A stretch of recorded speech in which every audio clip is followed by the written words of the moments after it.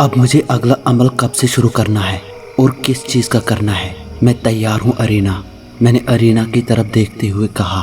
باتیں کرتے کرتے ہم واپس گھر میں اپنے کمرے میں پہنچ چکے تھے۔ ارینا چند لمحے میری آنکھوں میں دیکھتی رہی، پھر گویا ہوئی۔ اگلا عمل تمہیں حمزاد کا کرنا ہے۔ کیا؟ حمزاد کا عمل کیا ہوتا ہے؟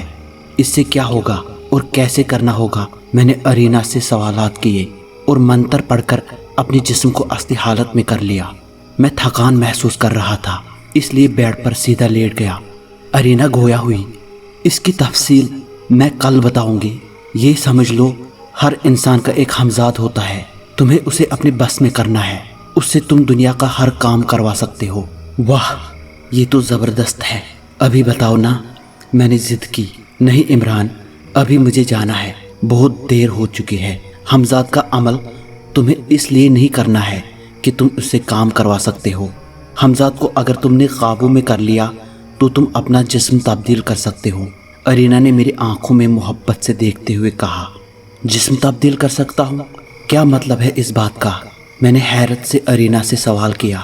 تفصیل کل بتاؤں گی میری جان، بس میرے جانے کا وقت ہو گیا ہے۔ میں نے اٹھ کر اس کے ماتھے کو چوم لیا۔ میری جان حیات چند لمحوں بعد میری سانسوں میں اپنی خوشبو چھوڑ کر جا چکی تھی، مگر میں اب تک مدہوشی اور خمار میں گم تھا۔ اسی خمار میں جانے کب نیند کی وادیوں میں اترتا چلا گیا۔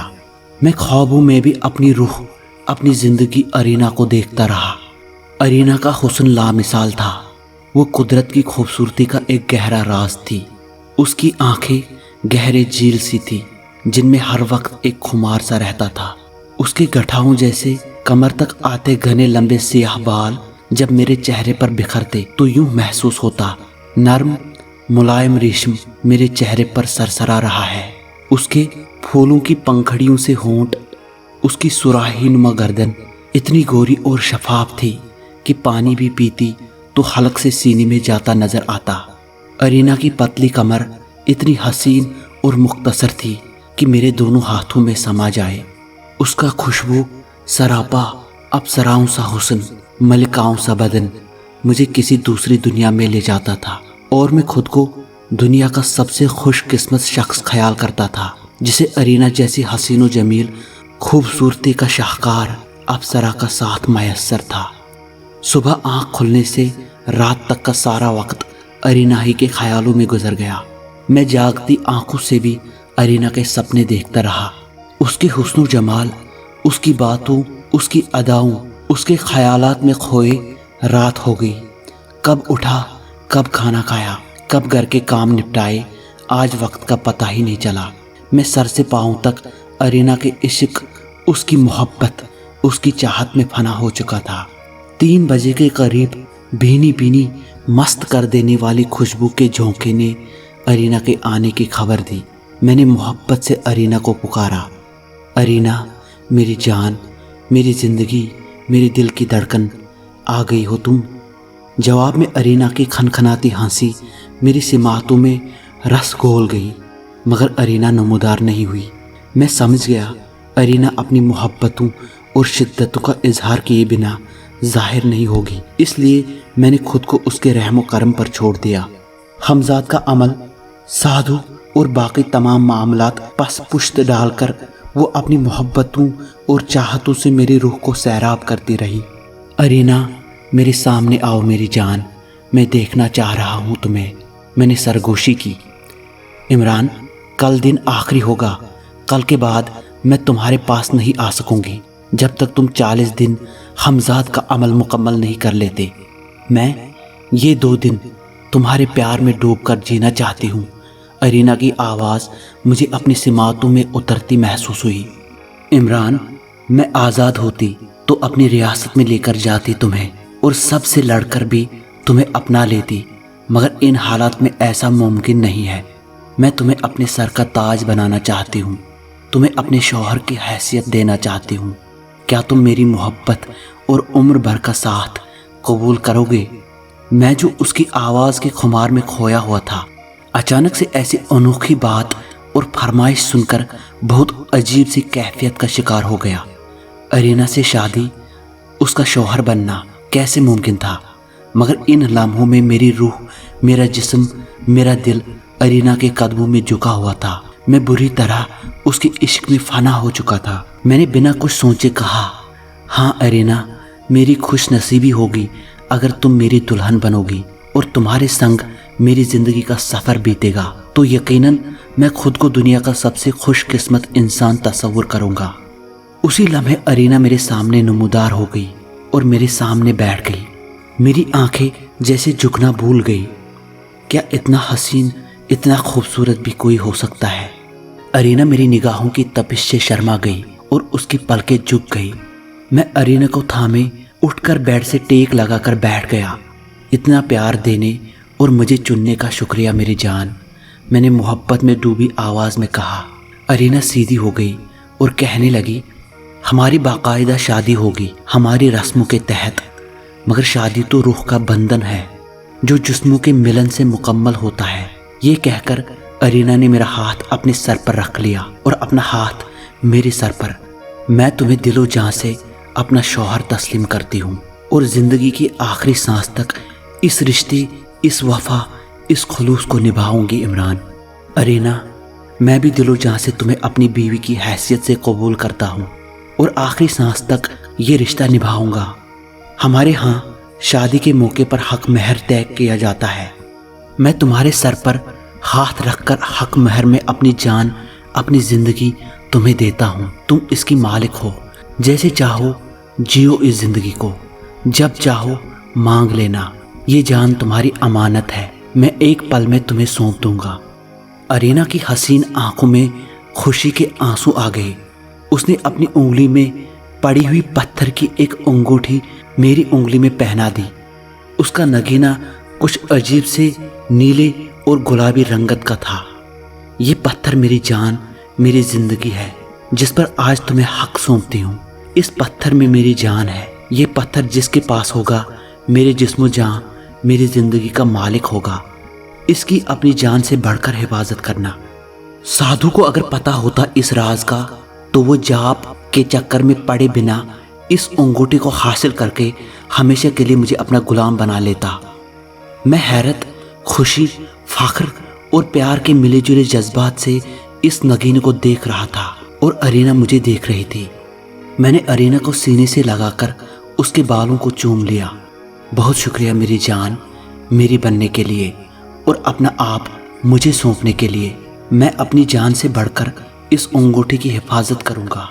अरीना ने चेहरा उठाकर अपनी प्यार की महर साबित कर दी। आज हम दोनों एक दूसरे के बेहद करीब आ चुके थे।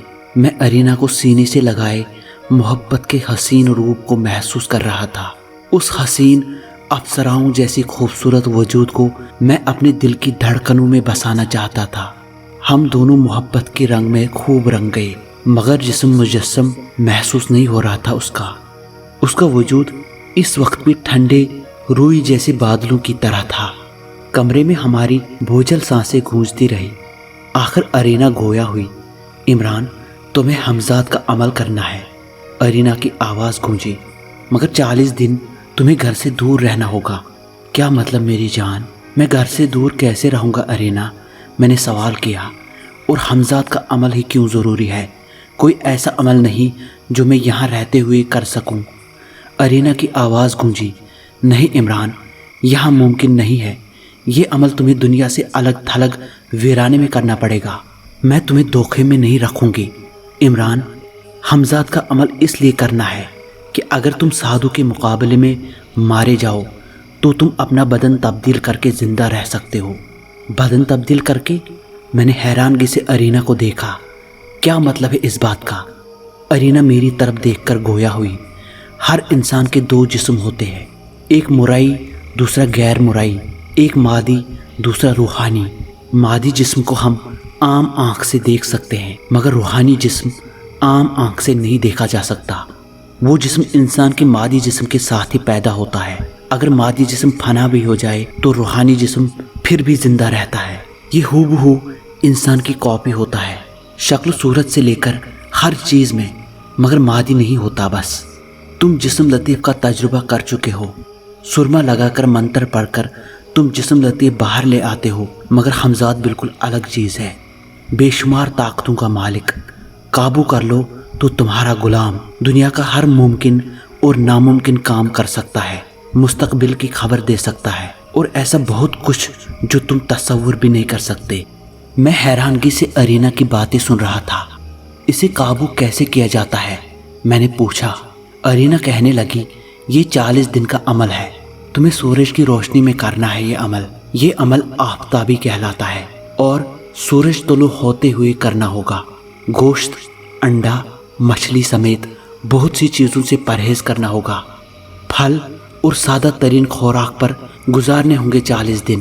میں ان 40 دنوں میں تمہارے قریب نہیں آ سکتی، قربت نہیں لے سکتی تمہاری۔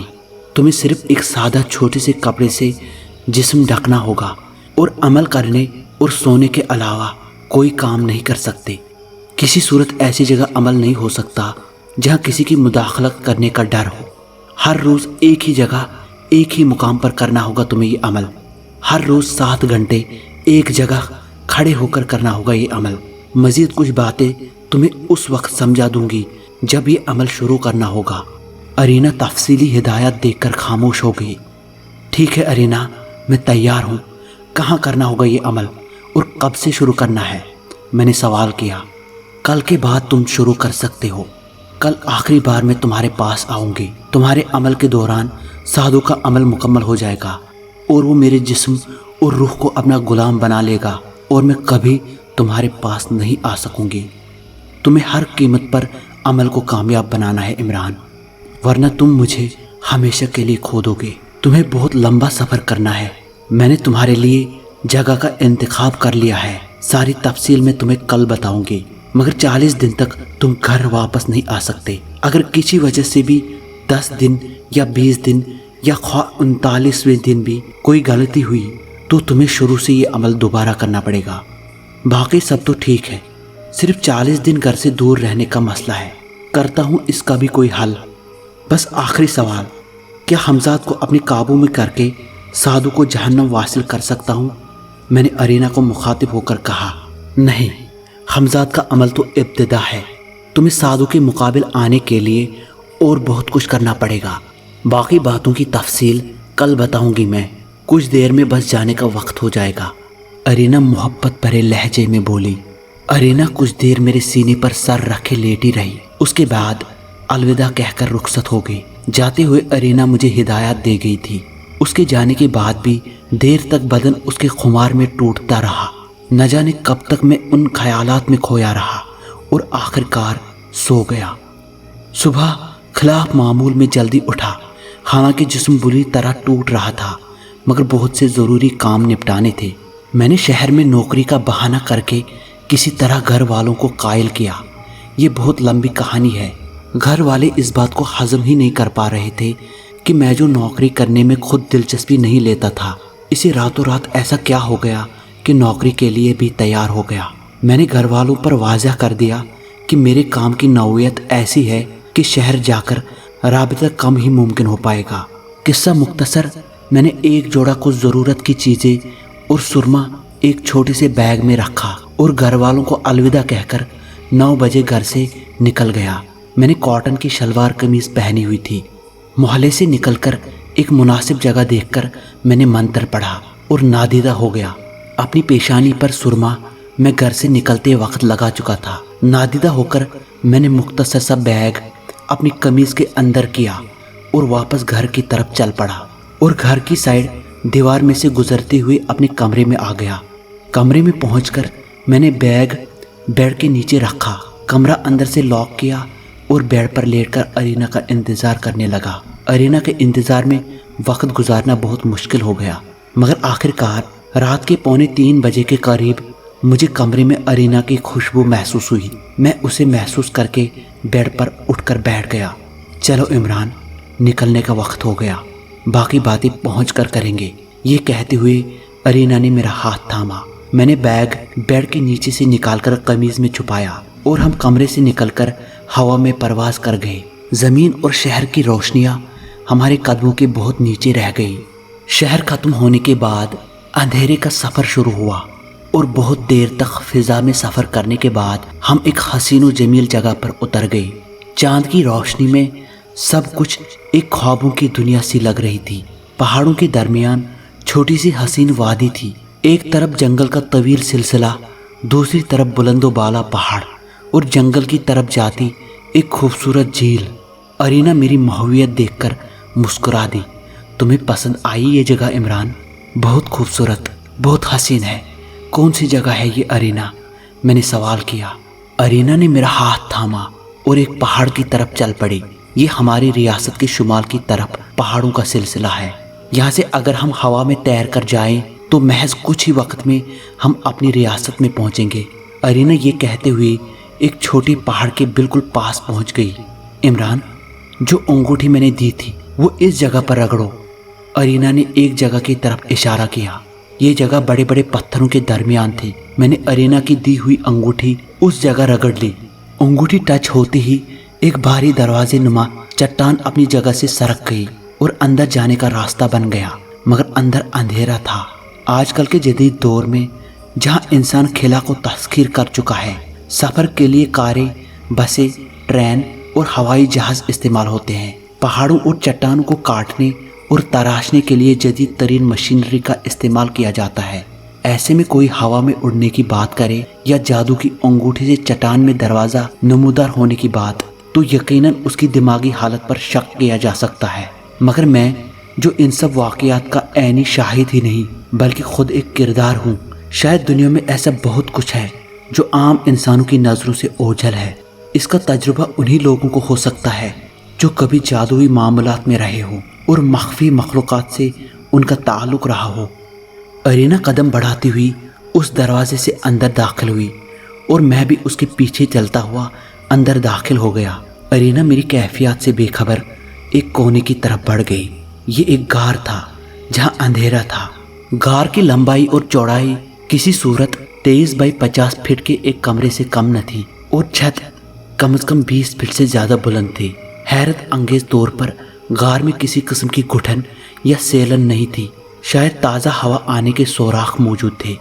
अरीना ने कोने में दीवार में बने एक सुराख में हाथ डालकर कपड़े में लिपटी हुई चीज़ निकाली और जब उससे कपड़ा हटाया तो वो एक बेजुई सा पत्थर था जिसमें से सुर्ख रंग की हल्की रोशनी निकल रही थी। अरीना ने दीवार में ही बनी हुई एक छोटी सी ताकनुमा जगह पर पत्थर रख दिया। गार में सुर्ख रंग की हल्की सी रोशनी फैल गई। ये पत्थर सिर्फ इन्हीं पहाड़ों में मिलता है। हम इसे रात के वक्त रोशनी के लिए इस्तेमाल करते हैं। अरीना मेरी तरफ देखते हुए कहने लगी। मैं माचिस, मोमबत्तियाँ, तेल और दिया वगैरह लाया हूँ अरीना। मैंने सब चीज़ों का इंतज़ाम कर लिया था। हाँ, पहले दरवाज़ा बंद कर दो। वो जो सियाह निशान है इस पर अंगूठी मस दो तो चट्टान वापस अपनी जगह पर आ जाएगी। मैंने अरीना की हिदायत पर अमल किया और चट्टानी दरवाज़ा बंद कर दिया। गार के एक कोने में मिट्टी या शायद पत्थर का सुराही नुमा बर्तन था जो शायद पानी के लिए था। इसके बराबर में ही पत्थर या मिट्टी ही का एक कटोरा नज़र आ रहा था। एक तरफ ज़मीन से कुछ ऊपर पत्थर ही को बराबर करके लंबाई में तख्त जैसी शक्ल दी गई थी। इस पर एक मखमली सी बिस्तर नुमा चीज़ नज़र आ रही थी जो तह करके रखी हुई थी। गार में मज़ीद भी चंद चीज़ें थी। मैंने अरीना को देखा। अरीना के चेहरे पर मुस्कुराहट नमूदार हो गई। सब कुछ बताती हूँ, पहले तुम लिबास तब्दील करो। ये कहकर अरीना ने मेरा बैग खोला और मुख्तसर सा एक कपड़ा निकाल लिया जिसे लंगोट की सूरत बांधना था मुझे। सारे सामान की हिदायत मुझे अरीना पिछली रात दे गई थी और उसी की मुनासिबत से मैंने उस बैग में सब चीज़ें भरी थी। मैं मंत्र पढ़कर अपनी जिस्म में नमूदार हुआ तो अरीना नज़रों से ओझल हो गई। चंद लम्हों बाद अरीना नमूदार हुई और मुझे पत्थर की उस तख्त पर बिठा दिया जो दीवार के साथ था। इमरान, मेरी अंगूठी पर अपनी उंगली रखो और मैं जो अल्फाज अदा कर रही हूँ मेरे साथ अदा करो। मैंने अंगूठी पर उंगली रखकर वो अल्फाज अरीना के साथ दोहराए।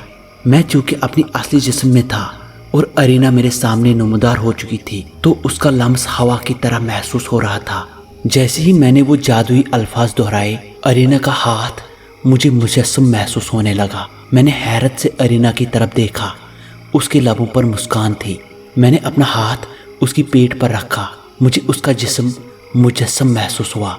मैंने हैरानगी से अरीना की तरफ देखा। हाँ इमरान, अब तुम मुझे, मेरे जिस्म को इस हालत में रहकर भी महसूस कर सकते हो। इस अंगूठी में मेरी शक्तियां कैद हैं। मैंने इतने दिनों तक साधु के दिल में अपना थोड़ा बहुत एतबार कायम कर लिया है। मंत्र का जाप करके वो मशरूब का प्याला पीकर गहरी नींद सो जाता है। आज मैंने उसे अपने हाथों से पिलाया है मशरूब, और एक के बजाय 2 प्याले पिला दिए। आज बहुत वक्त है हमारे पास। आज पहली बार अरीना का जिस्म मुजस्सम था मेरे सामने। मैंने अपना हाथ उसके कंधे से बढ़ाकर उसकी गर्दन पर फैला दिया, फिर अपनी उंगलियों से उसके चेहरे और उसके नाजुक होंठों को छू लिया। अरीना चुपचाप आंखें बंद किए मेरी इस हरकत में जैसे दिलचस्पी ले रही थी। मैं आंखें बंद किए उसके वजूद को महसूस कर रहा था। फिर मैंने उसके खूबसूरत गठाओं जैसे रेशमी बालों में अपनी उंगलियां फेर ली।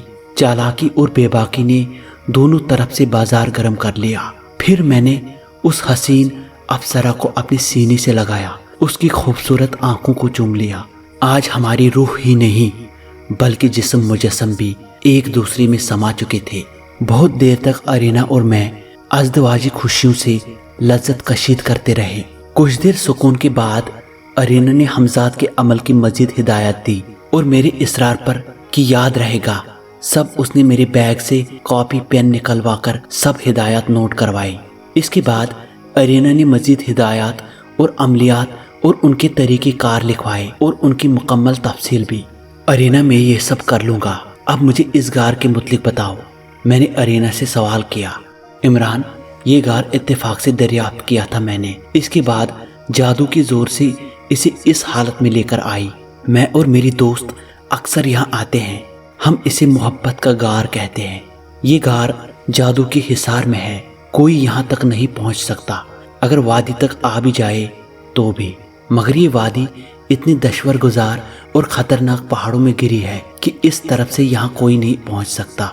सिर्फ जंगल का रास्ता है और जंगल में बेशुमार खूनी दरिंदे, जानवर और वहशी कबाइल आबाद हैं जो आदमखोर हैं।